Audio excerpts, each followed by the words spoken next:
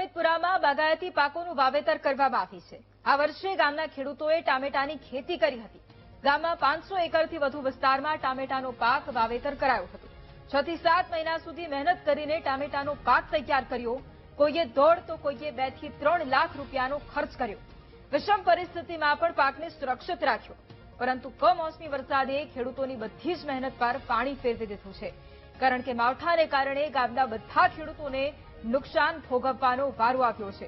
ટામેટાના છોડ સુકાઈ ગયા છે તો છોડ પર લાગેલા ટામેટા બગડી ગયા છે।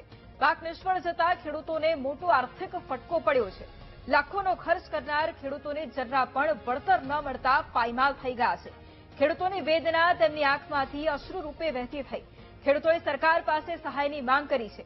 જો સરકાર હાથ પકડશે તો ખેડૂતો દેવામાંથી ઉગરી શકશે તેવું ખેડૂતોનું મત છે।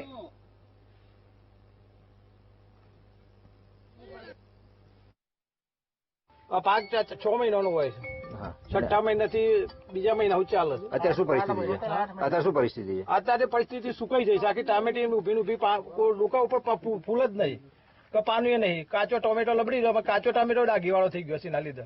પાક તો ખરેખર જોવા જેવું જ નહીં। પાકમાં તો જઈએ ને તો આપણે એમ થાય કે ઘેર જતા રહીએ તો સારું, પછી કશું મેં ઉતરીએ ને ખર્ચો કરવો એવું લાગે છે। એટલે સરકારને અમારી ખાસ વિનંતી છે કે જે બને એ અમારી સહાય કરજો।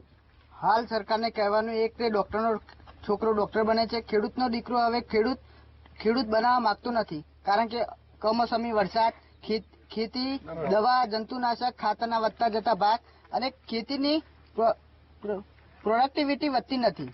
500 એકરની અંદર ટામેટી વાવવામાં આવે છે, તો ટામેટી વાવવાનો હેતુ કે આર્થિક સહાય મળે, આર્થિક લાભ મળે અને પોતાનો જીવન વ્યવહાર, પોતાનું પેટું રળી શકે એટલા માટે ટામેટીનું વાવેતર કરવામાં આવે છે।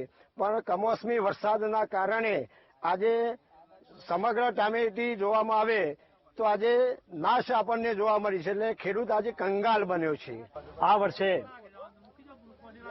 પહેલાથી છઠ્ઠા મહિનામાં ટામેટાનું વાવેતર કરે છે। ખેડૂત ઉમંગ ઉલ્લાસથી ખેતી કરે છે, પરંતુ આ વર્ષે સતત વરસાદના ચાલુ રહેવાથી અમારો પાકનો ફસલ જે છે એ બધો નષ્ટ થઈ ગયો છે। અત્યારે ટામેટાનો જે છોડ છે એ સુકાઈ ગયો છે। અમારી પાસે કોઈ આશા નથી। બસ સરકારને એટલો આશા રાખીએ છીએ કે અમારા ખેડૂતોનો દેવા માફ કરે।